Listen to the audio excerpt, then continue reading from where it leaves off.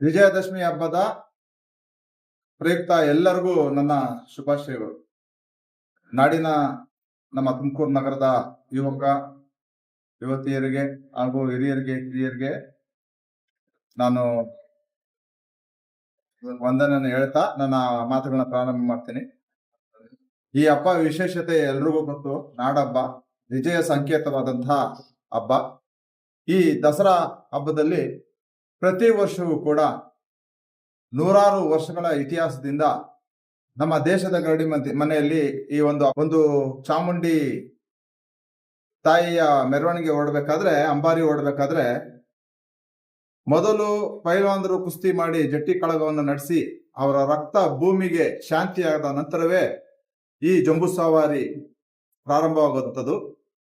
ಅದರಂತೆ ನಾಡಿನ ಎಲ್ಲ ಕಡೆಗಳಲ್ಲೂ ಈ ಆಚರಣೆ ವಿಜೃಂಭಣೆಯಿಂದ ನೆರವೇರ್ತಾ ಬರ್ತಾ ಇದೆ. ಅದರಲ್ಲೂ ವಿಶೇಷವಾಗಿ ನಮ್ಮ ತುಮಕೂರಿನಲ್ಲಿ 2ನೇ ಮೈಸೂರು ರೀತಿಯಲ್ಲಿ ಅದ್ಭುತವಾಗಿ ಕಾರ್ಯಕ್ರಮ ಮತ್ತು ಪೂಜೆ ಪುನಸ್ಕಾರಗಳಿರ್ಬೋದು, ಏನೇನೋ ಒಂದು ವಿಶೇಷತೆಯನ್ನು ನಾವು ಕಂಡಿದ್ದೀವಿ. ಅದರಲ್ಲಿ ಈ ಒಂದು ದೇಶದ ಗರಡಿ ಮನೆಯಲ್ಲಿ ವಿನಯಪೂರ್ವಕವಾಗಿ ಭಕ್ತಿಪೂರ್ವಕವಾಗಿ ಗುರುಗಳು ಸಮ್ಮುಖದಲ್ಲಿ ಈ ಒಂದು ಪೂಜಾ ಕಾರ್ಯಕ್ರಮವು ನೆರವೇರಿದೆ.